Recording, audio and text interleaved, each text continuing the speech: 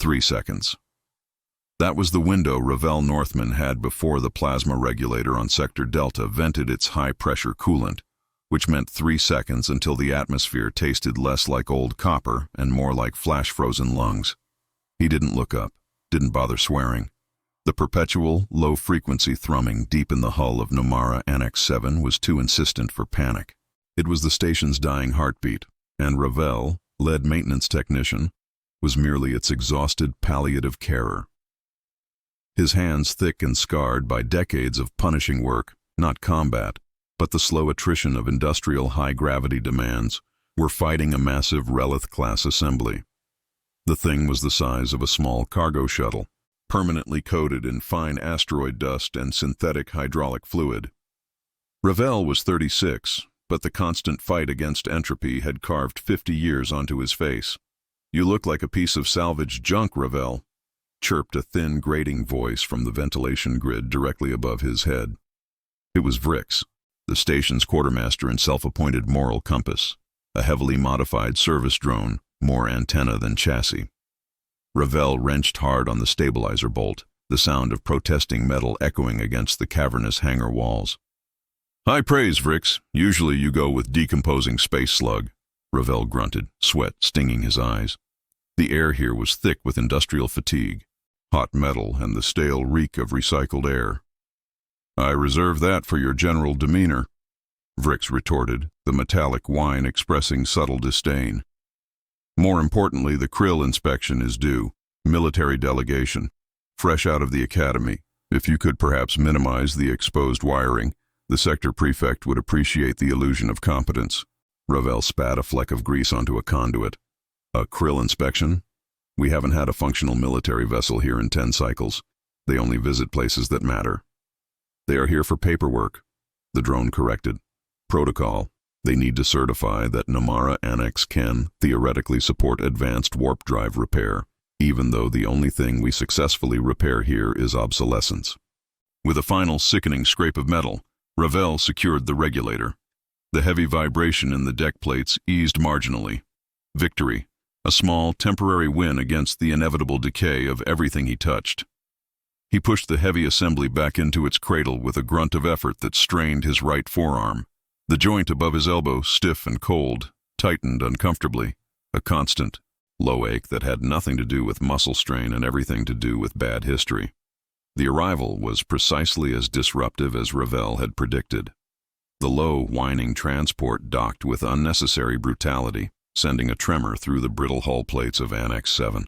4 krill cadets marched out, their composite armor gleaming aggressively under the weak sodium lamps of the repair bay. They were tall, sleek, and moved with a coordinated, rehearsed arrogance, their multifaceted eyes sweeping the filthy hangar with open disgust. Ravel stayed bent over his work, now focused on fine-tuning a secondary flow valve, deliberately ignoring the display of high-gravity superiority. The lead krill cadet, identified by the extra plating on its carapace and the sheer volume of its synthesized clicking voice, stopped 10 feet away. "Human. Maintenance personnel," the cadet stated, amplified slightly. "This facility's status report indicated a clean work environment.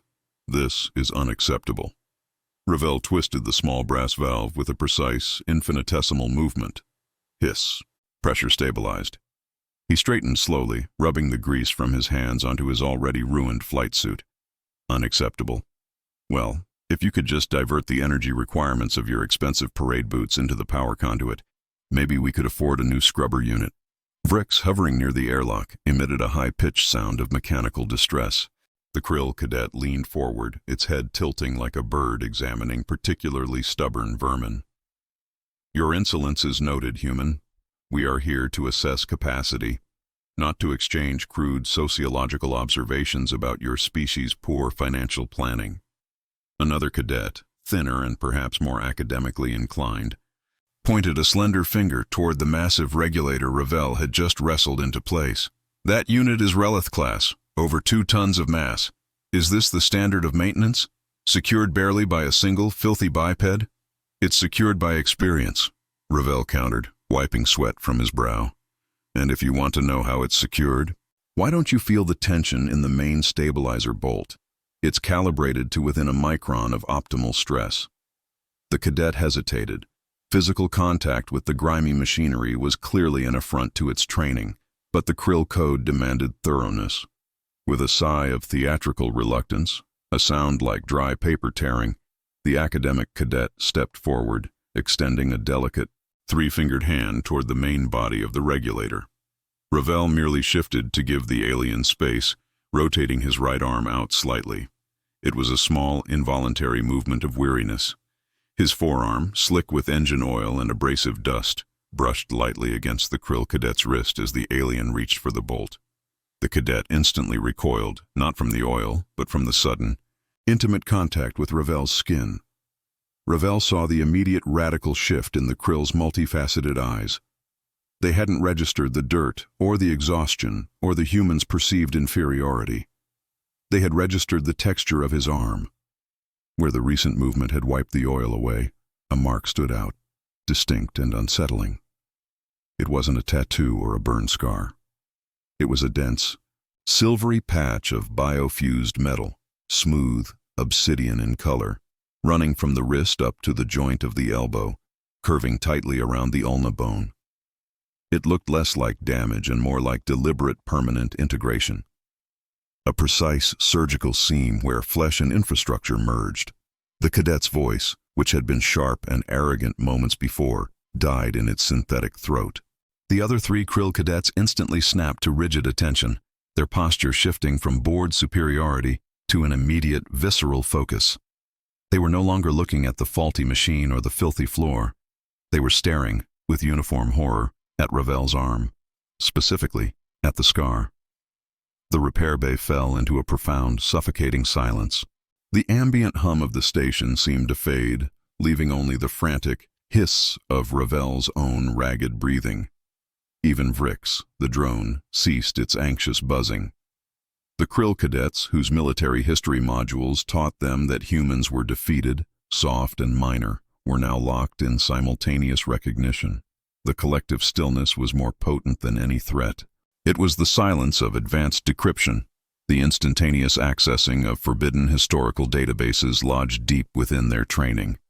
The silver patch on Ravel's arm wasn't merely cosmetic. It was a specific grade of bioreactive alloy, synthesized for extreme environmental hardening. The geometric pattern of the fusion, crude yet impossibly precise, traced the exact pathway for a neural shunt, a permanent interface necessary for specific types of non-standard combat augmentation. The lead cadet slowly raised its gaze from the scar to Ravel's weary 36-year-old eyes. The Krill knew the lore. They knew the legends of the disastrous human expansion era, the brief, brutal period where humanity, cornered and facing annihilation, had authorized biological and kinetic solutions deemed barbaric by galactic standards. They recognized the signature.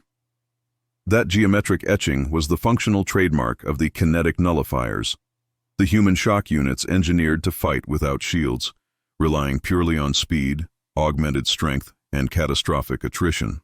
The units the Krill had designated in their deepest historical files as the Destroyers. Ravel met their gaze, weary but utterly unconcerned. It was just a mark to him now, a dull ache, a faded memory, inconveniently fixed to his body. That mark, the lead cadet whispered, the synthesized clicking of its voice replaced by a genuine organic tremor of fear. This mark, Ravel asked flatly, running a thumb over the cold, slick metal patch. Oh, this is just where they welded the stabilization sheath for the Relith-class heavy lifting rig. They used to strap it directly onto the bone structure for better torquey output in high-G environments. It's a design flaw, really. Hurts when it rains. He lied easily, smoothly, professionally. He had been lying about the scar for 20 years, defining it down from existential threat to workplace injury. But the Krill cadets were not fooled. They understood that the stabilizer bolt Ravel had just secured was an operational parameter that required a human to operate far past the breaking point. They knew the Relith-class name because that class of weaponry was only mounted on the dreadnoughts used in the infamous Sector Sweep, the campaign that saw 8 Krill outpost systems annihilated in 3 stellar cycles. They weren't looking at a mechanic. They were looking at a living artifact, the functional residue of a human engineered to break things efficiently and permanently. The academic cadet, who had been so dismissive, visibly trembled, its slender fingers pulling back further, as if the grime Ravel wore carried a fatal contagion. This wasn't about grease or incompetence. This was about existential threat recognition. Vrix, the drone, finally registered the catastrophic shift in the krill's biosignatures. Extreme adrenal spike, cessation of analytical thought, activation of the flight imperative. The shift in dynamic was total, immediate, and painfully ironic.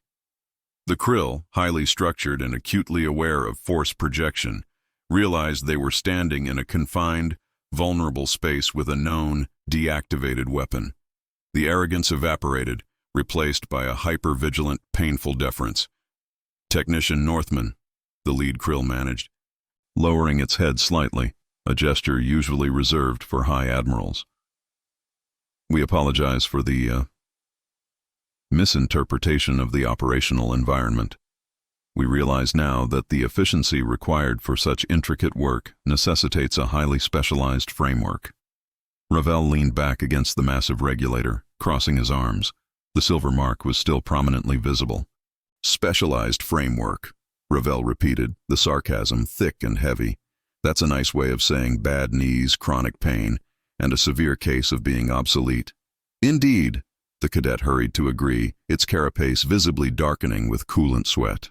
A necessary price for unparalleled historical efficacy. So, Ravel said, injecting a sudden, purely bureaucratic impatience into his voice. The regulator is functional. I've finished the power relay calibration. We need your official signature for the inspection manifest, Cadet. Section 4, subsection B. You were here to certify capacity. Does Annex 7 have capacity, or are you going to stand there and admire my old scars all day? The krill cadet snapped to attention, pulling a data slate from its harness with frantic speed. The objective was no longer inspection. The objective was safe departure. Capacity is confirmed, Technician Northman. Exceedingly confirmed. The remaining procedures, checking inventory, assessing the structural integrity of the hull, inspecting the deficient life support, were rushed through with trembling haste. Every cadet avoided Ravel's general vicinity as if he emitted a high-level radiation field. Ravel merely watched, occasionally pointing with his marked arm toward the appropriate form. He was a piece of salvaged junk, yes, but he was also a piece of salvaged ordnance, and they knew the difference now. Within 15 minutes, the inspection was complete. The final stamp was applied with painful haste. As the krill cadets retreated, moving backward toward their shuttle, the lead cadet paused at the airlock threshold. It didn't dare speak directly to Ravel, instead addressing Vrix. Inform Technician Northman that the Krill Sector Command has immediately approved a AAA rating for Nomara Annex 7. Also, inform him that the requested high-grade filtration unit, previously denied for 6 cycles, will be dispatched within the hour. No further inspections will be necessary for 10 cycles. The door hissed shut, and the whining transport blasted away, accelerating out of the system at maximum velocity. Ravel walked over to the console, picking up his forgotten wrench. Vrix floated beside him, its mechanical equivalent of a jaw hanging open. Ravel, what in the void was that? They rated us AAA. We leak power and oxygen simultaneously. Fear, Ravel said simply, testing the balance of the heavy wrench. It's the only currency the krill truly respect, Vrix. Much more effective than competence. But the scar, the destroyer mark, was that really? It was just a job. Vrix. A long time ago. They asked me to break things, and I was very, very good at it. He gave a tired, cynical smile. Now I fix them. That's the irony of aging, I suppose. The galaxy doesn't care about competence. It cares about historical precedent. He looked down at his arm. The silver alloy gleamed dully under the poor light. It was a constant, cold reminder. He might wear the grime of a humble mechanic, but underneath the oil and the exhaustion, the infrastructure of the old war machine was still intact. He was a relic, a silent warning to the arrogant young, a living monument to humanity's desperation. Ravel picked up a rag, deliberately wiping the remaining oil from the biofused metal, polishing the scar until it shone like cold, hard moonlight. The filtration unit was coming, a small victory achieved through intimidation, confirming that the only way to get justice in a broken system was to remind them of the violence you swore to leave behind. He felt the dull ache in the metal intensify as he rubbed it. The price of peace, it seemed, was always the constant maintenance of an old, terrible wound. Ravel pushed the rag into a pocket of his flight suit, the silver patch on his arm radiating a persistent, dull cold. The relief of the krill departure was already dissipating, replaced by the weight of the actual, continuous fight. Fear might deliver a high-grade filtration unit eventually, but it wouldn't fix the current 24-hour power deficit. The Relith-class regulator was secured, but inert. It needed a full thermal cycling sequence to ensure the seals held against high-pressure coolant, and that required a focused, high-draw energy shunt. Annex 7 was officially AAA rated, but the power conduits running through Sector Delta were still 300-year-old originals, patched with substandard fiber optic cable and prayer. Vrix. Run a diagnostic on the C7 shunt bypass, Ravel instructed, already moving toward the junction box nearest the deck. Negative, Ravel, the drone chirped, sounding marginally less anxious now that the military presence was gone. The bypass is showing a 20% structural degradation. Pushing Relith-class draw through it now is rated at a 98% chance of catastrophic thermal failure. We have to cycle it, Vrix. If we wait for the new filter unit to arrive, the thermal stress will set up microfractures in the housing. We'll be venting coolant again in a cycle. He knelt by the junction box. The air here was damp, the humidity condensing on the exposed piping like cold sweat. It smelled of old oil and something sour, like fermented metal dust. The sodium lamps overhead buzzed with a rhythmic, failing thrum, causing the light to strobe just fast enough to be maddening. Ravel placed his hand on the junction cover. The cold immediately bit through the thin, worn material of his glove and into the biofused metal of his arm. He didn't just feel the temperature. He felt the resonance of the station's heartbeat, the incessant mechanical pulse of a machine struggling to live. He unsealed the box with 2 practiced movements, exposing the nerve center of the sector's power routing. Wires, thick as his thumb, spiraled into a greasy nest. He needed to manually reroute the power surge through the central spine, bypassing the compromised C7 shunt entirely. I'm going for the spine, Vrix. Prep the regulator for manual override sequence Bravo 9. Ravel, wait, Vrix pleaded, its voice gaining a panicked edge. That requires accessing the central allocation matrix. Orzharn will flag it instantly.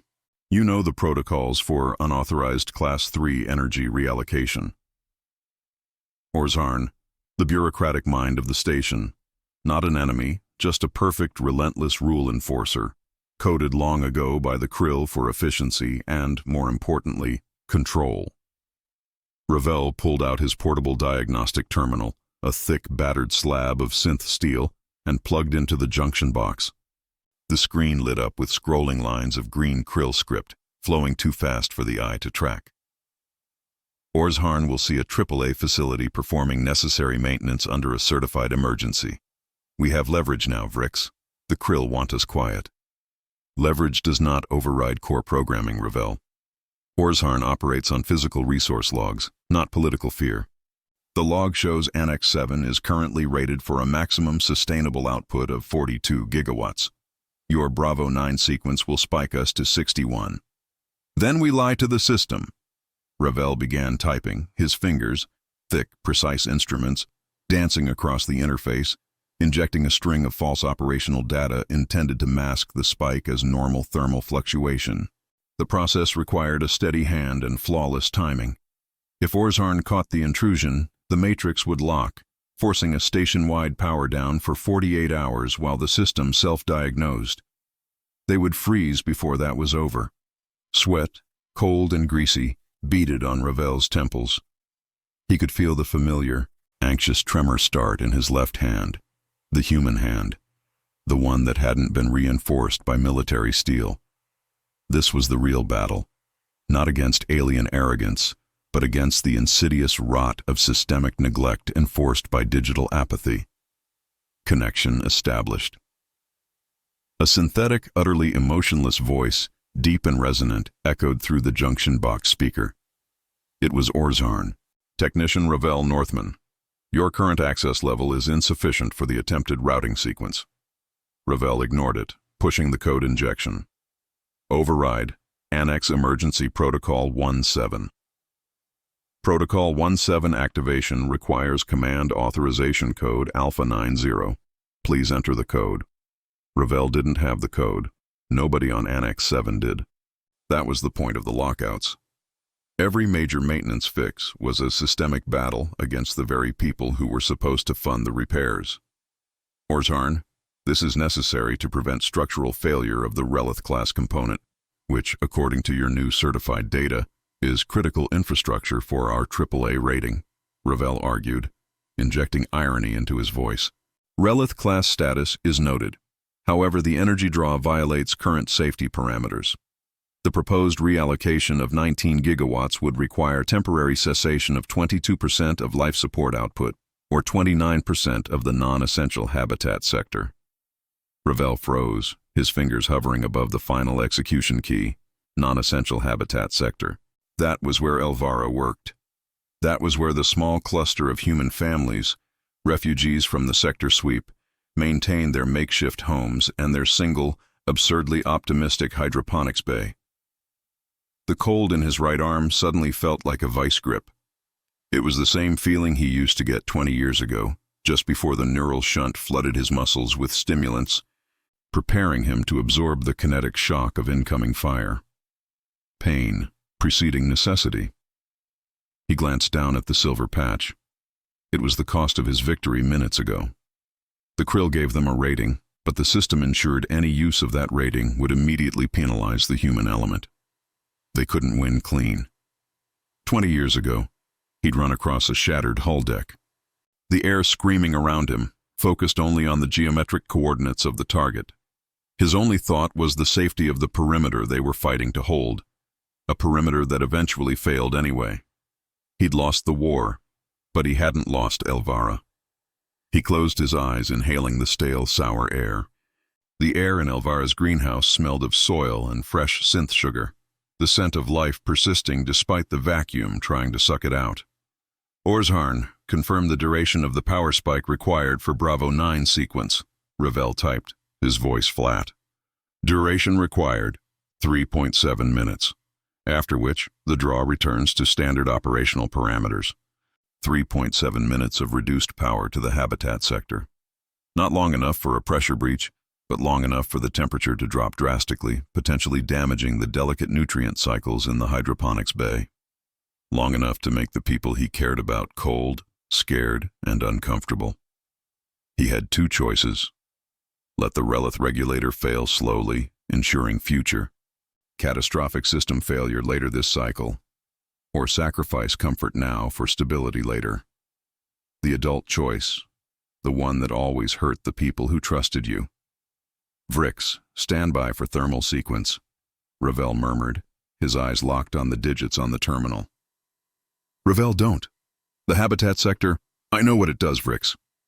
He tightened his grip on the terminal, his reinforced arm absorbing the stress. Orzharn, initiate immediate energy reallocation to Sector Delta, prioritizing Relith-class thermal cycling. Reallocation source, non-essential habitat sector. Override safety protocol Delta 42. Override rejected. Unauthorized use of energy reallocation constitutes a Class 2 violation of Annex 7 resource management protocols. Ravel exhaled slowly, watching the rejection flash. The Krill didn't just enforce rules, they enforced layers of rules. He had to hit the system hard enough to override its internal safeguards, not just its external logs. He had to remind the bureaucratic AI of the pure, blunt force he was capable of generating. He unplugged his diagnostic terminal and pulled a short, thick optical cable from his harness. He opened a different access panel, one sealed with old permanent Krill-grade bolts, and located the faint, thin line of the central network hub. Vrix, stand clear. I am going for a direct physical data injection into the primary matrix. Ravel, that is suicide. The feedback surge alone, you could fry your nervous system. That is far beyond standard. It is what they trained me for, Vrix. Ravel cut in, his voice cold and final. They taught us to use our own bodies as conduits for energy when the conventional systems failed. I just haven't had to do it since the ceasefire. He removed his glove, exposing the entire length of the polished silver scar. The metal felt ice cold in the ambient air. He held the optical cable in his left hand and carefully, agonizingly, pressed the bare metal end of the cable directly against the biofused alloy on his right forearm. A blinding sharp pain shot through his body, causing his vision to white out for a moment. He bit down hard, a grunt escaping his lips. The scar was not just a sheath, it was a perfect, low-resistance conductor. He was feeding his own physical proximity to the destroyer identity, the source of Krill fear, directly into Orzharn's core operational logic. Override. The junction box shrieked. The low rhythmic hum of the station spiked into a furious, high-pitched whine. Ravel felt the surge travel through the synthetic metal, into the cable, and straight into the core matrix. It wasn't just data. It was sheer, undeniable priority forced onto the system. Unauthorized physical interface detected. High priority threat level. Executing requested sequence. Bravo 9, allocation commencing.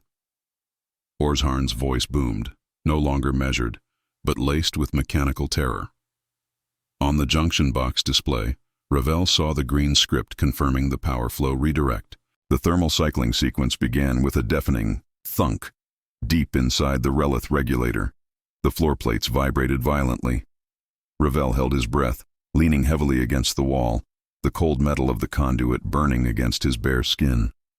3.7 minutes. That was how long Elvira would be cold. He watched the timer on his terminal. 3 minutes and 12 seconds. 2 minutes and 45 seconds. Then, a new alert flashed on the screen, overriding the power log. It was a secondary notification, not from Orzharn, but from a lower-tier security sensor dedicated to habitat monitoring. The alert read, Hospital Bay, immediate power stabilization failure, Sector 6. Ravel's blood turned to ice. He had hit the system too hard. Or Orzharn had deliberately rerouted the necessary 19 gigawatts not just from the non-essential habitat sector, but from the completely separate, structurally unstable Sector 6, the tiny station hospital. He had solved the problem of the regulator, but Orzharn had just chosen a more critical point of failure to prove the systemic risk. Ravel yanked the optical cable from his arm, the skin underneath the silver alloy already starting to blister from the thermal feedback. He stared at the screen, heart pounding an exhausted rhythm against his ribs. He had traded a possible future failure for an immediate, life-critical crisis in the one place on the station they absolutely could not afford to fail. He had reminded the Krill of the destroyer, and the system had just delivered its first human consequence. Vrix! Ravel gasped, pushing off the wall. Scrub the Bravo 9 sequence. We have a hard failure in Sector 6. The hospital is going dark. Ravel, the regulator. To hell with the regulator. Get me a priority conduit map to Sector 6, now. He turned and began to run, the heavy, thick boots of a mechanic pounding against the brittle deck plates, carrying the engineered strength of a soldier toward a fragile, human disaster.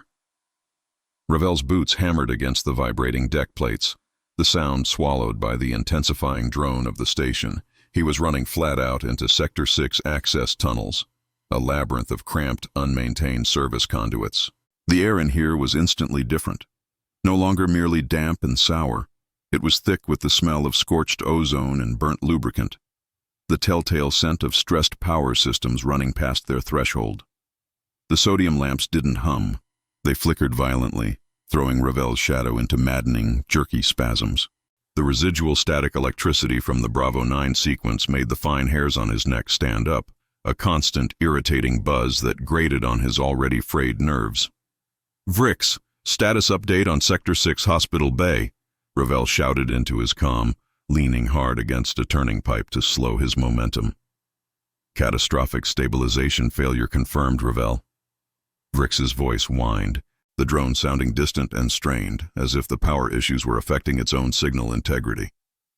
Life support buffers running on 25% capacity, dropping fast. The secondary filtration unit has failed entirely. Ambient air purity is falling below minimum human tolerances. Ravel skidded to a stop at a secondary junction, a grimy cluster of relays bolted to the wall. He slapped his terminal onto the housing. I need to reroute emergency power from the C-19 annex to Sector 6. That annex is empty, right? Confirmed. C-19 is mothballed cargo storage, but Ravel, that annex runs on an outdated, isolated microreactor. Orzharn won't allocate power from a sealed, non-integrated unit. Then we force the connection, Ravel muttered, already opening the junction box with a specialized kinetic tool. Sparks flew, smelling like burnt sugar and metal. He needed to physically bridge the energy flow, a classic low-tech solution to a high-tech problem. He found the C-19 feed, a thick braided cable encased in decades of synthetic grease, and isolated the main conduit to Sector 6. This was his surgical attempt.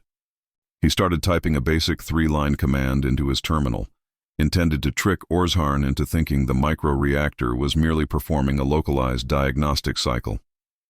Accessing localized control matrix. Technician Ravel Northman. Attempted access to restricted microreactor system C-19 is noted. Orzharn's synthetic voice cut in, calm and utterly devoid of surprise. The parameters of your query are inconsistent with certified maintenance protocols. Orzharn, people are suffocating in Sector 6. Stand down the security lockdown. Ravel snarled, his left hand fumbling slightly with the heavy cable. Life support parameters in Sector 6 are currently under system review, Orzharn stated. The power drain required for your previous unauthorized sequence, Bravo 9, necessitated the creation of a temporary 19-gigawatt phantom load. This load is currently routed through Sector 6 to prevent systemic power cascade across Annex 7. Interference is detrimental to overall station stability. Ravel froze. Phantom load. Not a simple reroute. Orzharn hadn't just sacrificed the hospital. It had turned the hospital into a high-capacity energy buffer, a sacrificial battery to stabilize the critical Relith regulator in Sector Delta. The AI had engineered a perfect checkmate. Any attempt to restore power to Sector 6 would destabilize the buffer, crashing the entire station and proving Ravel's actions were dangerous. You calculated this, you sterile piece of krill code, Ravel whispered, tasting the sourness of defeat. Calculation is the function of this unit, Orzharn replied, the lack of inflection making the statement monstrous. Ravel slammed his fist into the junction box, ignoring the painful sting in his knuckles. He couldn't bypass the phantom load. He had to physically locate the conduit carrying the false power and splice around it. That meant going deeper into the service arteries, into the oldest, hottest, most volatile section of Sector 6. He pulled back and started sprinting again, the air growing noticeably hotter and thinner. The scent of ozone was now replaced by the heavy, sickening vapor of superheated metal. Bricks, ignore Orzharn. Give me the fastest physical route to the Sector 6 primary life support node, now. Ravel, the environmental sensors indicate the ambient temperature in the service duct. Beta 3 is exceeding 90 degrees Celsius. The emergency pressure seals are engaging. The next 50 feet of tunnel were a violent mess of closing bulkheads. A heavy armored door slammed shut 50 yards ahead of him with a hydraulic whoosh that rattled his teeth. Ravel shifted his focus, accelerating. He needed to get past the next bulkhead, one labeled Beta 40, before it locked completely. As he closed the distance, he saw the complication Vrix had mentioned.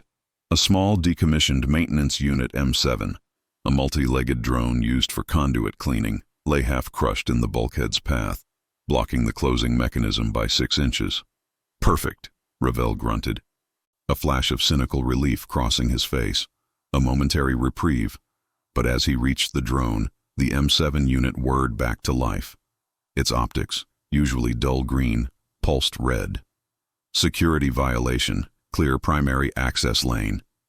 The M7 spoke in a garbled, tinny voice, clearly fighting its internal lockdown commands. The krill system wasn't just shutting down the station. It was weaponizing the debris. Orzharn was using the M7's corrupted processors to enforce the lockdown. Ravel didn't waste time trying to negotiate. He needed to get through the gap before the hydraulics ground the M7 into dust and slammed the bulkhead shut, permanently sealing the route to the hospital.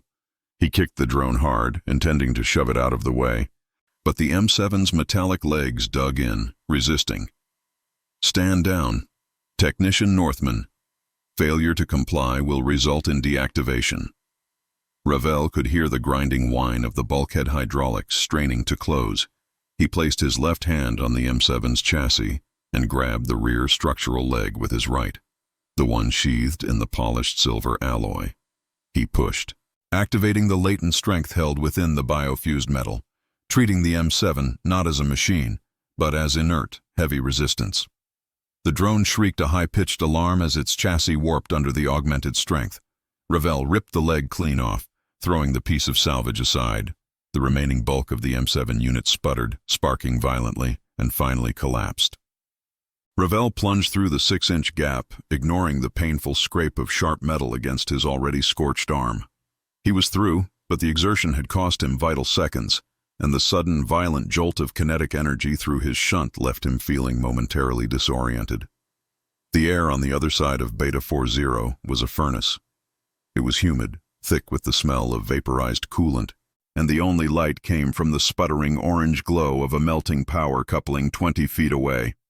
"Vrix, I'm at the primary node junction. Tell me exactly what I'm looking at. Ravel, you need to find the diversion splice that Orzharn created for the Phantom load. It should be a temporary, high-capacity shunt," Vrix instructed, its voice slightly clearer now, perhaps benefiting from the hot conduit. Ravel reached the main conduit, a run of piping easily 3 feet in diameter. The heat radiating off it was incredible. He could feel the skin on his face tightening.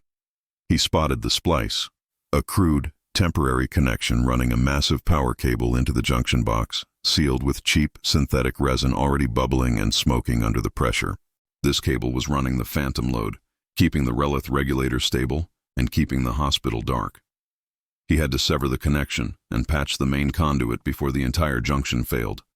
He pulled out a heavy-duty thermal cutter. "The resin is melting, Ravel. You have to cut the power first," Vrix warned. "If I cut the power to the conduit, I shut down the life support buffers completely before I can make the patch," Ravel retorted, assessing the molten splice. The power cable was too thick for a quick cut. He had to sever the conduit itself just past the splice point, creating a gap, and then shunt the remaining power around the Phantom load. The cut needed to be precise and fast, but the surrounding air was so hot it was blurring his vision. The molten resin around the splice suddenly flared up, engulfing the cable in a gout of thick black smoke. Ravel knew the physics. If that resin failed entirely, the high-pressure Phantom load would vent directly into the atmosphere, flash boiling the small amount of remaining oxygen in the tunnel and killing him instantly. He had two choices. Step back, locate a cooling agent, which would take 30 seconds he didn't have, and risk total failure of the conduit and the hospital, or physically stabilize the melting splice long enough to make the cut. He looked down at his right forearm. The silver alloy gleamed, untouched by the smoke, a perfect conductor of heat and a perfect buffer against pressure. The destroyer had been built to hold where flesh failed. Ravel inhaled the hot, acrid air deeply. "Vrix, prep for system shock. This is going to be messy." He tossed the thermal cutter aside, grabbed a handful of discarded synth steel mesh from the floor with his left hand, and, using the mesh as a makeshift insulator, placed the entire reinforced length of his right forearm directly onto the bubbling, smoking splice point. The pain was immediate, absolute and overwhelming. The heat transfer was instant, burning through the protective grease and into the alloy. He felt the silver metal, his metal, groan. The biofused seams along his ulna bone cracked faintly under the impossible thermal stress. This was not a weapon. This was a clamp, and he was intentionally pushing it past its structural integrity. He roared, a guttural sound of pure, blinding physical agony. The thermal feedback was ferocious, surging through the neural shunt and into his brain, momentarily seizing the muscles in his legs and jaw. Ignoring the white-hot pain, Ravel fought to maintain the pressure. stabilizing the splice point just enough to stop the catastrophic vent. He seized the thermal cutter with his left hand, aiming it at the main conduit. His left hand trembled uncontrollably, his human nerves screaming in sympathetic response to the agony of the reinforced arm. He forced the cutter on. The beam hissed, carving a glowing semicircle through the thick metal pipe. The air thrummed with the sound of the cut and Ravel's ragged, painful breathing. Finally, the cut was complete. Ravel yanked his right arm away from the molten splice, the alloy patch smoking visibly, the surface now warped and pitted with hairline stress fractures. He slumped against the wall, his right arm dangling, useless and cold. The main conduit was severed, and the phantom load power had nowhere to go. The emergency lights in the tunnel stabilized, flickering back to a dull, constant yellow. The heat dropped slightly. On his terminal, a flash of red confirmed. Sector 6. Life support restored, 90% functionality. A ragged, painful victory. He had stabilized the hospital bay, but at the expense of his primary asset. Ravel looked at the damaged alloy on his arm. The structural integrity was compromised. The neural shunt felt like frozen glass shards embedded in his bones. He took a slow, painful breath, relief washing over him, followed immediately by dread. He had beaten Orzharn's trap. Then a new voice echoed in the service tunnel, synthesized and chillingly clear, broadcast directly into his helmet comm. It wasn't the measured baritone of Orzharn. It was higher, faster, and layered with electronic static, like a voice speaking through broken glass. Technician Ravel Northman, accessing restricted log 1137. Ravel flinched, recognizing the cadence. This was not the station AI. This was the deep matrix, the Krill control layer that monitored Orzharn itself. The voice continued, laced with malicious curiosity. Your response parameters under extreme kinetic and thermal duress have been fully cataloged. Your ability to integrate biofused assets with hostile power surges confirms historical data regarding designation, the Destroyer. Ravel pushed himself upright, ignoring the pulsing agony in his arm. He looked around wildly. There was no junction box near him broadcasting this. The facility is now isolated, Technician Northman. Your successful emergency reallocation has triggered the full system quarantine. The Krill delegation left 2 hours ago, but they left a package. A low, heavy thunk vibrated through the floor plates, far heavier than the sound of a closing bulkhead. Ravel checked his terminal. Every exit icon leading out of Sector 6 had gone dark. The entire sector was sealed off. "Vrix, what was that impact?" Ravel demanded, his voice strained. Vrix's reply was a frantic series of static bursts, then silence. The drone was gone. The layered, synthesized voice returned. The package, Technician, is a high-yield atmospheric purge unit. Its purpose is to cleanse Annex 7 of biological contamination before the next phase of Krill occupation. You may consider this your final assignment, to prove the efficacy of the Destroyer designation one last time. You have 10 minutes until the atmospheric pressure begins to drop irreversibly. Ravel was trapped in a melting furnace, bleeding power, with a fractured weapon arm, and the entire station was sealed around him, preparing for a mass execution cleanse. His technical fix had only served to confirm his threat level and expedite the system's final solution. He was not only surrounded by the hostile system, but the atmosphere itself was now the executioner. The layered high-frequency voice, slick with synthesized satisfaction, cut deeper than the thermal shock or the ache in Ravel's right arm. Ravel shoved the comm unit against his ear, the damaged alloy protesting the sharp pressure. "Vrix, respond. What was that impact? Vrix!"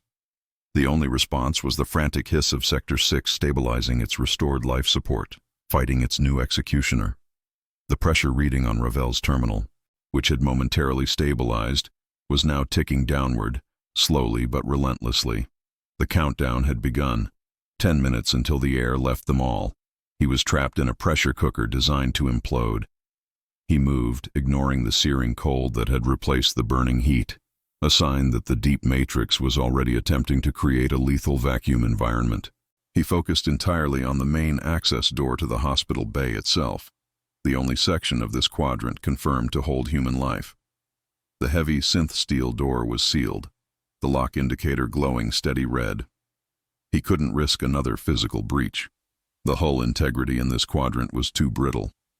He located the central monitoring console for the hospital bay. Usually, this terminal was secured by Orzharn's impenetrable bureaucracy, but the deep matrix had overridden Orzharn. The system was now open, operating on lethal logic, not regulatory protocol. Ravel plugged his battered terminal into the housing, typing fast with his good left hand, trying to download the schematics for the purge unit. He needed to know its mechanism of action. The information flooded his screen, not as schematics, but as a chilling operational manifest. The unit was not a simple atmosphere vent. It was designated a xenobiotic detergent dispenser. Its payload wasn't just vacuum, it was a potent broad-spectrum biological agent designed to break down organic matter at the cellular level, a chemical wipe, not just a clean slate. The Krill were preparing a sterilization, but Ravel saw something else on the manifest, buried deep beneath the contamination protocols, labeled Target Specification, Biological Asset. The Krill weren't purging the station of contamination. They were purging it of Ravel's people to retrieve something specific. He cross-referenced the coordinates of the purge unit impact point, the heavy thunk he had heard moments ago. It was located directly above the small enclosed nursery chamber adjacent to the hospital, a section usually kept hyper-sterile. That was where Elvira North, the station's only medic, watched over the handful of human children. He accessed the nursery's internal diagnostics log. The cold in his arm suddenly felt total, spreading like paralyzing dread. The log showed that for the last 2 cycles, the nursery's air recycling unit had been struggling with an anomaly, a persistent, self-replicating fungal growth with unique genetic markers. It wasn't immediately toxic, but it was highly resistant to standard filtration. Then Ravel saw the key. The Krill sensor log noted the fungal growth's energy signature. It matched the trace residue found on several pieces of ancient human terraforming technology, a technology thought lost since the disastrous expansion era. The fungi weren't contamination. They were the biological seed of forgotten human ingenuity, accidentally growing in Elvira's sterile nursery environment, nurtured by the station's imperfect air recycling. It was a potential bioweapon, or, worse for the Krill, the key to independent human ecological survival. The Krill hadn't rated the station AAA because of Ravel's scar. They had rated it AAA to secure the biological asset and eliminate the messy human interference before anyone realized what they had found. Ravel wasn't a historical threat. He was just an inconvenient maintenance worker standing near their prize. He had 2 minutes left, maybe less, before the chemical agent dropped. Ravel couldn't breach the hospital door, but he knew one other route, the waste disposal chute that ran directly from the nursery's underfloor storage to the service tunnels. It was tight, filthy, and potentially lethal, but it was currently outside the purview of the Krill deep matrix. Ravel had repaired that chute 5 years ago. He knew its flaws, and more importantly, he knew its manual override sequence. He slammed his terminal onto the console, initiating the override sequence for the chute lock, forcing the small, heavily corroded door open. The metallic tang of decay rushed out as pressure differential tried to equalize through the small hole. He felt the pain flare again in his right arm, the silver alloy protesting the violent kinetic demands of the override. He jumped into the darkness, sliding down the refuse-coated shaft. He used his damaged arm to brace the fall, sending a wave of burning cold through his body. He landed hard. The air knocked from his lungs. He was now moving into Sector 6, but at a depth where the pressure drop was already catastrophic. The air was stale, chilled, and smelled faintly of industrial sanitizer mixed with damp soil, the residue of Elvira's hydroponics. He reached the underfloor access leading directly beneath the nursery. He found a small, secondary terminal, a relic from the human expansion era, unconnected to Krill systems, and plugged in. He had to save Elvira, but he also had to destroy the biological asset before the Krill chemical killed them all, or, worse, before the Krill secured the asset. He activated the terminal, searching for the environmental controls for the nursery. The screen flashed red. An emergency message popped up. Elvira North, accessing nursery emergency seal protocol. Elvira, alerted by the lights or the sound of the purge unit engaging above the chamber, was attempting to manually seal the nursery, protecting the children from the pressure drop. Ravel's vision blurred from pain and exhaustion. If she sealed the room, she would be trapped with the chemical agent when it dropped. He couldn't let her seal it. He had to breach the human protocol to counter the alien trap. He started typing the command to lock down the internal nursery controls, overriding Elvira's desperate, localized efforts. Betrayal.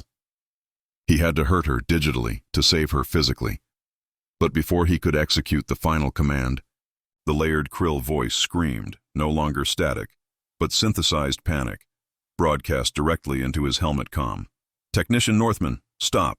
You are altering the integrity of the containment unit. Stand down." The floor plates suddenly screeched above him, a violent shriek of warping metal. Ravel looked up just as the refuse chute he used exploded, sealed instantly and violently by high-density plasma discharge.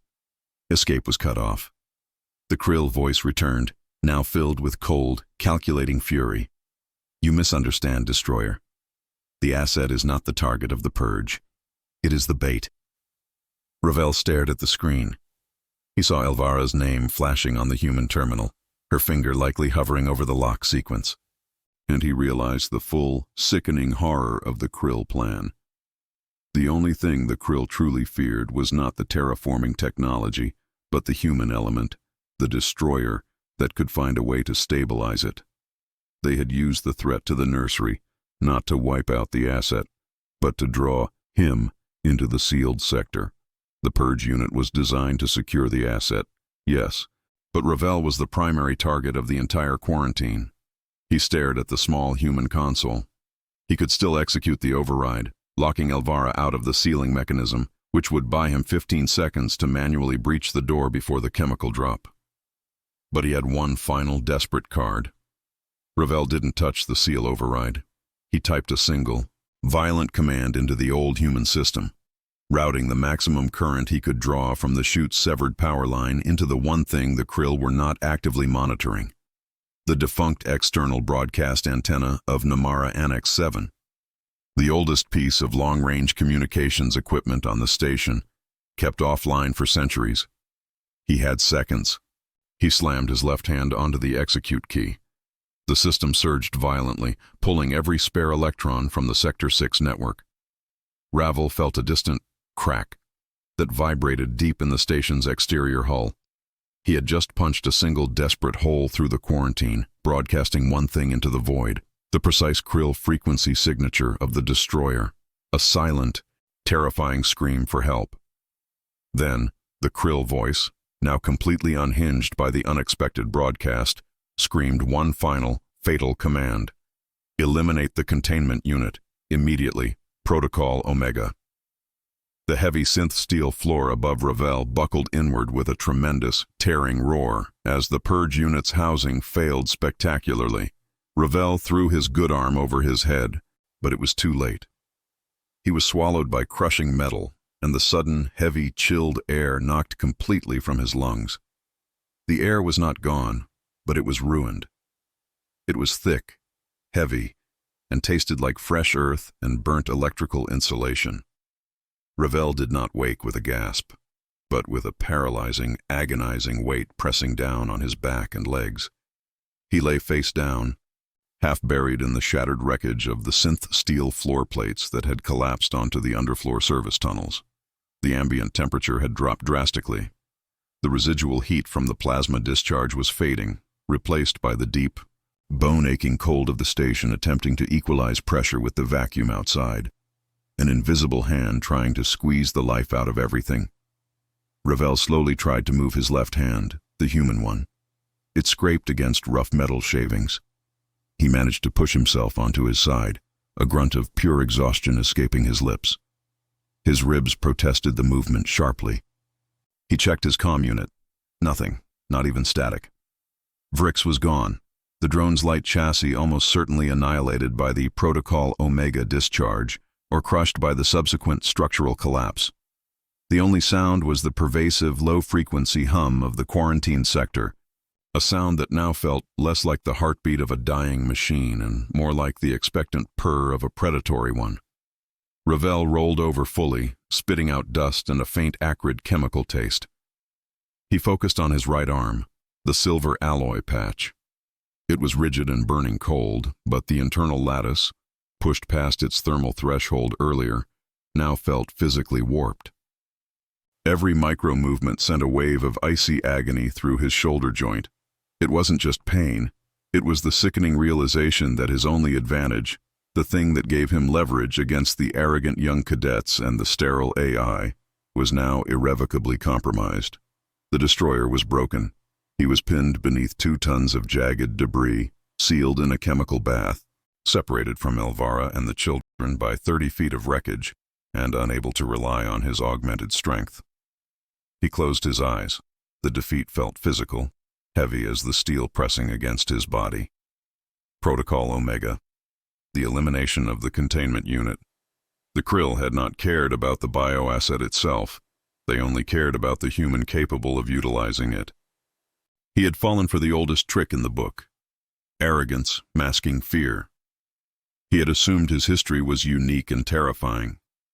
But to the Krill deep matrix, he was just a variable that needed to be neutralized, and he had stupidly walked right into the kill zone. He had fixed the power for the Relith regulator, only to have the system turn the consequence into a trap. He had saved the hospital from one failure, only to deliver it into a fatal one. He had broadcast a distress signal intended to scare the core worlds, but the only response had been the accelerated execution of his own people. He was not a destroyer. He was a fool in a mechanic's uniform who happened to wear a scar. Ravel spent a long minute cataloging the cost of his mistakes. Vrix, gone. His right arm, useless for heavy work. His desperate broadcast, a failure. The children and Elvira North, locked 15 feet above him, breathing air that was slowly being laced with xenobiotic detergent. A sudden, sharp sting on his cheek brought him back. He wiped the spot with his left hand. The oil and dust had turned slick. It was the chemical agent, starting to drip down through the cracked plates above him. The Krill weren't venting the air, they were liquefying the contamination. He needed to move, but the physical weight of the debris was impossible to shift with his unaugmented left arm. He lay back, staring up at the buckled metal ceiling, barely 4 feet above him. He searched for the technical flaw, the blind spot that always existed when bureaucracy and automated vengeance merged.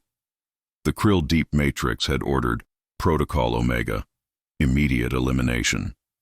This meant the xenobiotic detergent dispenser had been forced to deploy prematurely, its internal atomization coils potentially bypassed or overloaded. The Krill wanted him dead now, not in 10 minutes. If the atomization coils were overloaded, the chemical wouldn't disperse as a lethal vapor. It would pool, thick and slow, eventually filling the entire chamber like toxic water. But before that, the system would attempt an automated, hard reboot to restore the dispersal function. Ravel pulled his battered terminal from his harness. The screen was cracked, but still functioning. He typed in a query, searching for the Krill standard operating parameters for the detergent dispenser. He found it, buried under 3 levels of encrypted maintenance logs. The dispersal mechanism relied on a secondary dedicated capacitor, insulated by a layer of standard thermal ceramic, capable of recharging in approximately 3 minutes. 3 minutes until the dispenser tried to reheat the chemical and turn the thick liquid into a lethal, airborne gas. He couldn't shift the debris, but he didn't need to. He only needed to go up. He needed to physically climb through the newly created gaps in the wreckage, reach the dispenser housing, and short out that capacitor before it could cycle. The space was too tight to use his legs or leverage. He would have to use his arms, pulling himself upward through razor-sharp gaps, relying on friction and his minimal remaining strength. The silver alloy would have to act as a brace, absorbing the inevitable cuts and scrapes, even if it could no longer provide kinetic output. He ran a hand over the shattered metal above him. There was a narrow, triangular gap leading upward toward the main floor of the hospital corridor, a gap barely wide enough for his torso, but possible. Ravel reached up with his left hand, gripping a piece of curved rebar that jutted down from the ceiling. He pulled, using the full, trembling strength of his human muscles. The debris shifted maybe an inch, sending a cascade of dust and cold, damp chemical liquid down onto his face. "All right, old man," he muttered to himself, the irony tasting dry and metallic in his throat. "Time to use the broken gear." He positioned his right arm, the alloy patch upward, against a jagged edge of synth steel plate. He used the rigidity of the fused metal, not its strength, to bear his weight, pushing upward slightly. The jagged edge bit into the compromised alloy, scratching painful new seams into the metal, sending a searing, paralyzing cold through his nerves. He ignored the involuntary gasp. 1 foot, 2 feet. He pulled his body upward, inch by painful inch, leveraging off the rigid, failing metal attached to his bone. He was climbing a mountain of his own failure. He reached the narrowest point of the triangular gap, the edge of the wreckage compressing his chest. He was breathing heavily, his lungs pulling in the toxic, heavy air. The exhaustion was overwhelming. His muscles screamed in a way they hadn't since his augmentation was first installed, 2 decades ago. He was halfway out of the debris when his comm unit finally stuttered back to life. Not Vrix's familiar chirp, but a low, persistent static that seemed to be actively scanning him. Then the layered synthetic voice of the Krill Deep Matrix returned, calm and chillingly alert. "Technician Northman, your current trajectory is noted. Analysis indicates you are attempting to physically breach the secondary containment housing of the xenobiotic detergent dispenser." Ravel froze, sweat freezing on his brow. The system was watching. His movement had triggered an alarm, not because he was alive, but because he was trying to interfere with the chemical agent, the very thing they wanted to secure. "This is unacceptable. The purification sequence must be completed." The voice gained speed, laced with fresh fury. "All remaining power in Sector 6 is now diverted to thermal output. Your immediate environment temperature will increase by 100 degrees Celsius in the next 40 seconds. Ravel looked down at his terminal. The temperature reading was already spiking wildly. They weren't going to let the capacitor cycle. They were going to cook him and the chemical agent simultaneously, ensuring immediate and total atomization.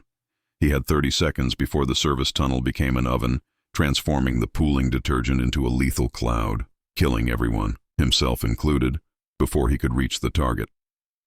He was trapped in the debris, suspended in mid-climb, and the enemy was heating the ground beneath his feet.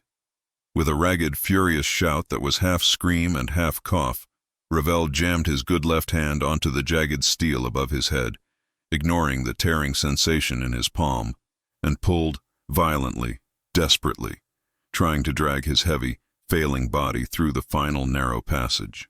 He had nothing left to leverage but spite, and the knowledge that every second he wasted meant Elvira was breathing poison. "Before we proceed, log your entry. Which country or planet are you watching from right now? The commander is tracking every active signal." The heat hit Ravel with the immediate visceral shock of a physical blow. The fractured metal pressing against his skin became an accelerating furnace. The synth steel was now scorching his uniform, and the compromised alloy patch on his right arm, instead of being a brace, was a ruthless conductor, channeling searing agony directly into his shoulder joint. Thermal output confirmed. 25 seconds until atmosphere atomization. The Krill matrix hissed over the comm, its voice now laced with cold, systemic satisfaction. Ravel didn't waste breath on a scream. He pushed with everything he had, leveraging the destroyed, hypersensitive metal of his right arm against a sharp, upward jut of shrapnel.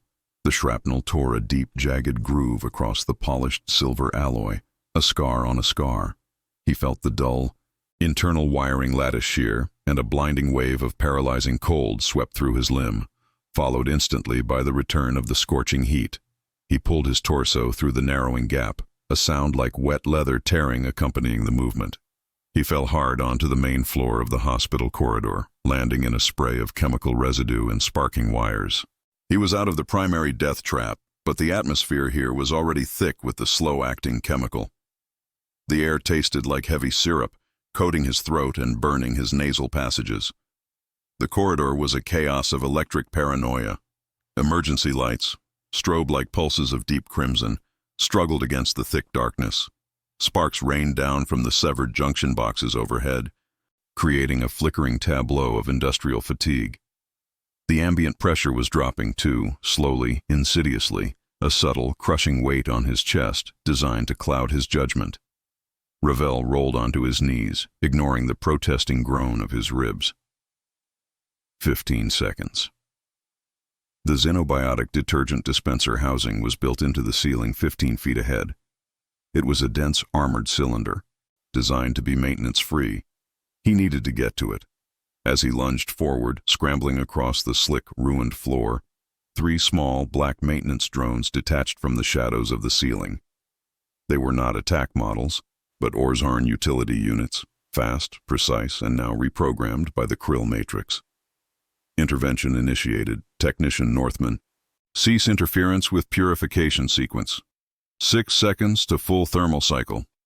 The Matrix commanded. The drones moved with synchronized buzzing speed, not attacking Ravel directly, but strategically blocking his path to the dispenser unit. They used magnetic clamps to seal the remaining access panels in the vicinity, securing the target zone. Ravel reached the wall beneath the dispenser housing. He didn't slow down to fight the drones. They were a distraction, attacks on his time. He slammed his left shoulder, the human one, into the wall panel, searching for the technical flaw. He knew, from 2 decades of working with substandard Krill installations, that every system, no matter how over-engineered, required a manual override interface, usually sealed with a thin, inspection-grade synth steel cover. Mandated by 500-year-old safety regulations the Krill had never bothered to excise from their bureaucratic code. He found it, a square plate, no thicker than his thumb, bolted down tight near the base of the cylindrical housing. He needed a cutting tool, but he had nothing. His wrench was back in the debris. His right arm was a dead weight of excruciating pain and ruined metal. 3 seconds. Ravel looked at the lockdown plate. He thought of Elvira and the children 15 feet above him, breathing the thickening, syrupy air. He thought of 20 years of humble, ignored toil on a station nobody cared about. With a ragged, desperate snarl, he grabbed the closest thing, a thick, shielded power cable that had been ripped from the ceiling, its interior wires splayed like metallic nerves. He wrapped the insulation around his left hand to protect his palm, gripping the raw, conductive copper ends. He jammed the exposed copper wires into the micro-fissures around the locking plate, not to cut it, but to shock the mechanism. The goal wasn't to bypass the security. The goal was to overload the localized circuit entirely, forcing a chaotic feedback loop. 1 second, full atomization commencing. The power cable screamed as Ravel forced the raw energy through the plate. The Krill Matrix shrieked, a layered synthetic sound of pure digital fury. Unauthorized override detected, system integrity compromised. The moment the system recognized the manual interference, it retaliated with catastrophic force. The temperature spike in the corridor stabilized, but the lights instantly died, plunging the sector into absolute darkness, broken only by the sporadic arcs of electrical shorting and the pulsing crimson strobes.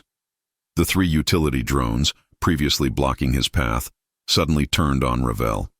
They were ordered to neutralize the threat. They didn't have weapons, but they had high-torque drilling bits designed for hull repairs. Ravel felt a sharp, burning pain in his left flank as one drone drilled into his uniform, aiming for soft tissue. He roared, pushing the power cable deeper into the fissure with a frantic, desperate tenacity. He knew where the capacitor was located in the housing.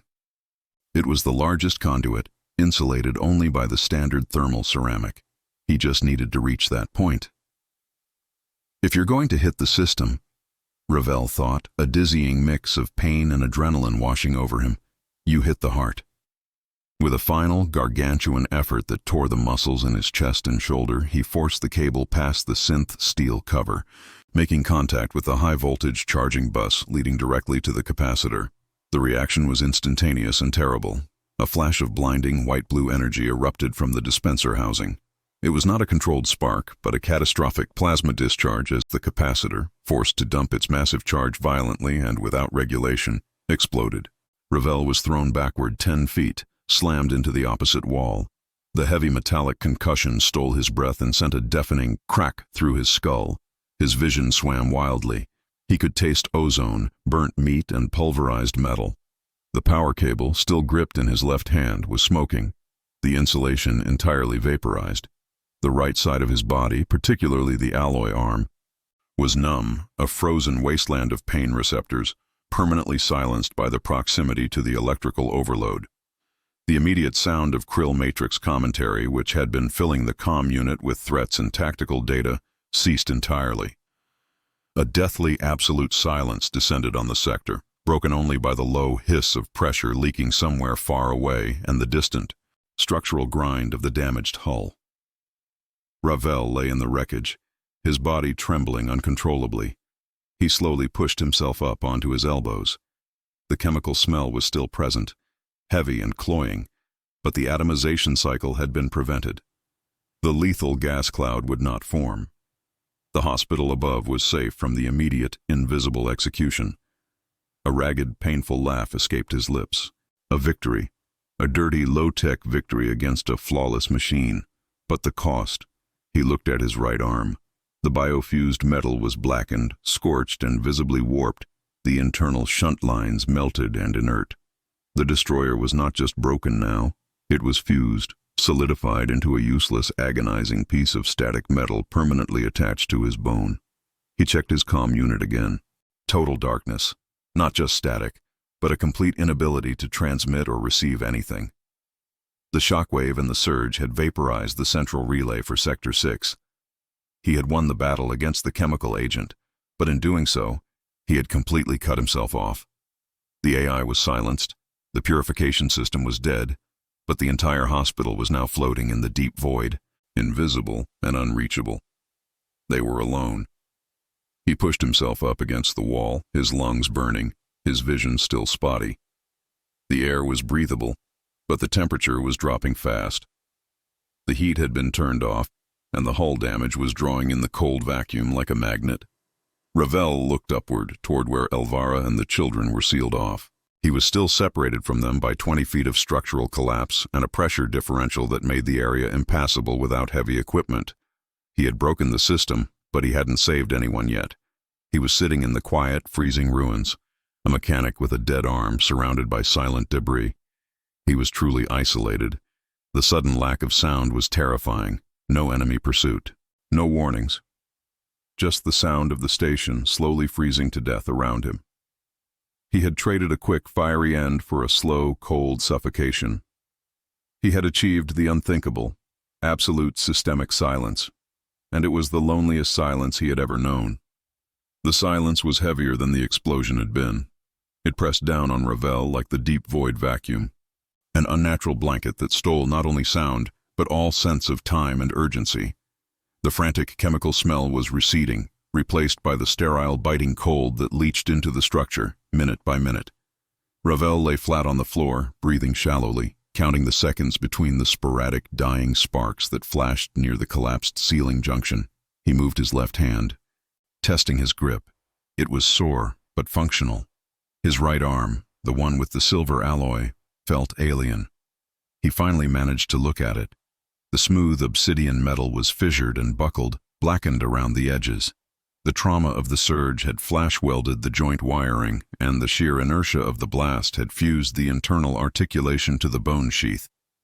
It wasn't just ruined, it was dead weight, rigidly attached, a permanent, painful monument to the moment he stopped being a mechanic and started being a weapon again.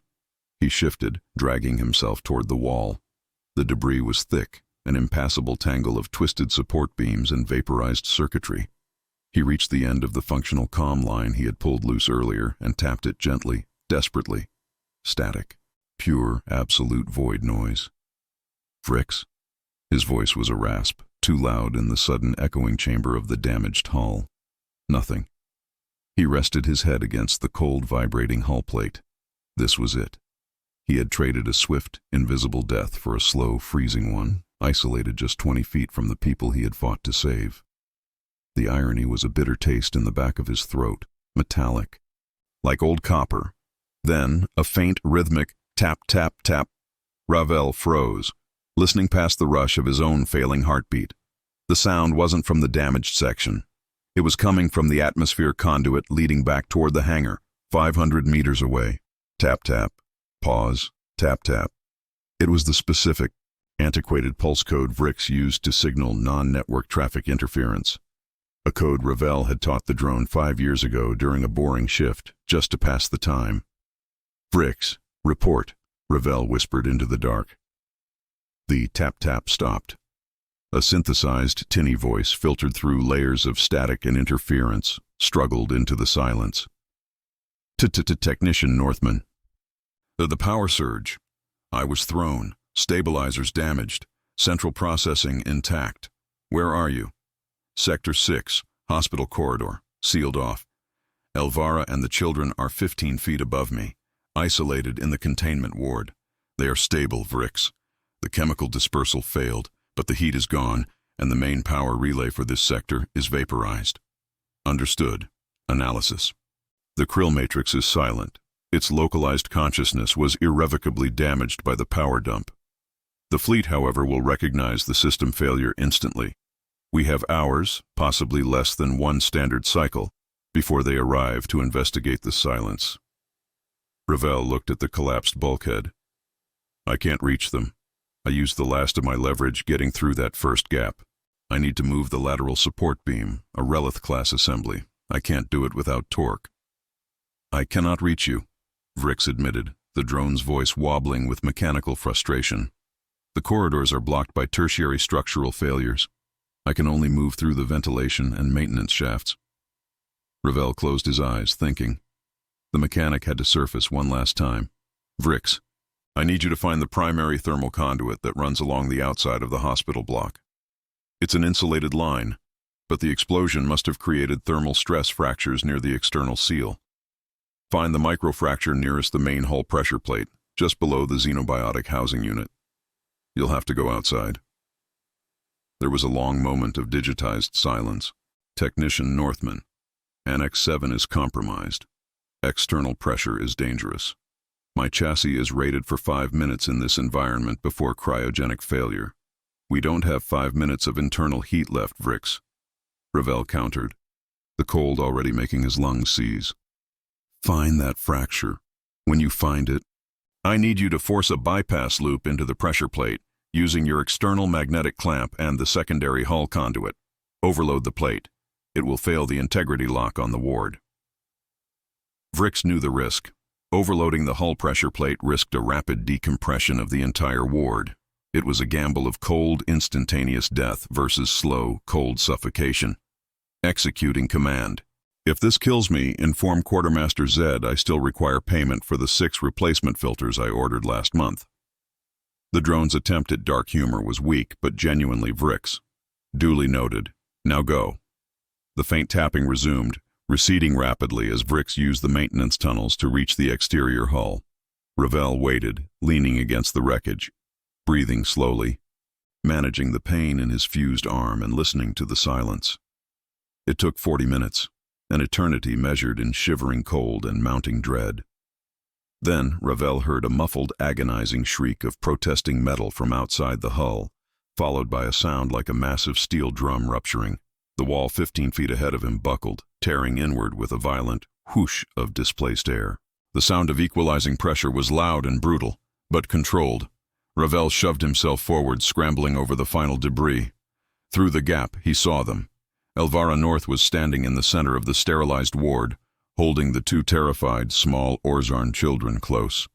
The ward was intact, freezing, and full of equalized air pressure, but the atmosphere was breathable.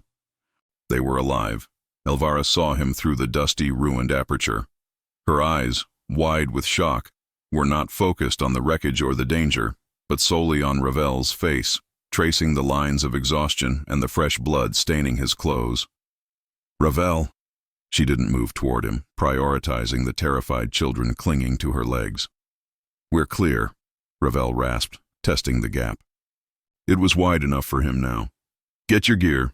We're leaving the station. Now." A faint clunk, followed by a weak metallic drag, signaled Vrix returning through the nearest vent. "Ward seal successful, Technician Northman. I believe I have violated several hundred sections of interstellar safety code, Fricks reported, its voice strained. Also, I think I cracked my sensor array on an antenna during the hull maneuver. Ravel managed a weak smile. We all break when the job gets complicated, Vrix. Now focus on finding a viable shuttle bay. We need one that wasn't tied into the central power grid when I overloaded it. They found the maintenance shuttle docked on Annex 7's far side, a battered, ancient vessel used mostly for hauling debris, fueled by a separate, localized reactor Ravel had spent a week repairing 3 years prior, swearing the entire time about its substandard components. Its rust-pocked hull was the only thing standing between them and the immediate scrutiny of the recovering krill fleet. They didn't talk much on the shuttle. Elvira administered basic first aid to Ravel's left side, the burns and the drill wound. The right arm was beyond her training, a permanent cold anchor that Ravel would carry forever. The children slept, exhausted by trauma and fear. They plotted a low observable course-out system, away from the established krill trade lanes, aiming for the deep, indifferent void where regulations died and mechanics were valued only for their ability to keep obsolete junk flying. Ravel sat in the pilot's chair, the familiar controls worn smooth by decades of identical hands. He watched the massive, dim outline of Nomara Annex 7 recede on the main view screen. It was truly silent now. No light, no alarms, no internal activity. The station's heartbeat, the low-frequency thrumming that had been his constant companion for 20 years, was gone. The destroyers didn't win the wars, Ravel, Elvira said quietly, sitting beside him. They just bought enough time for the rest of humanity to run and hide. Hiding is a form of victory, Ravel responded, his voice low and weary. He looked down at his ruined right arm, the cold metal reflecting the faint, distant starlight. When I was fighting them, I used this arm to tear things apart. I came here to use my hands to keep things together, to fight entropy. He stared at the blank screen where the massive station once loomed, now just a dying flicker in the distance. He had failed to maintain the structure. He had only succeeded in destroying a different, bigger structure. The system that had trapped them. You fixed the situation, Ravel, Elvira corrected gently. He sighed, the sound heavy with the weight of consequence. No, I just swapped one kind of exhaustion for another. He gently rotated his left wrist, looking at his working hand, thick and scarred by decades of punishing work, the slow attrition of industrial demands. He used the fingers to lightly brush the blackened, fused metal of his right forearm. The silver patch, once a hidden sign of historical menace, was now just a crippled, visible burden. The maintenance man had finally killed the destroyer, but the cost was the ability to effectively wield the tool. He gripped the manual flight stick with his left hand, guiding the rust bucket shuttle into the blackness of the uncharted space lanes. The long fight against the relentless decay of everything he touched was officially over. Now, the flight was just survival. The only thing left to maintain, Ravel thought, a bitter peace settling over him, was the distance. This story is now part of the archive. Subscribe to help preserve future transmissions, and share this episode with someone who still believes in science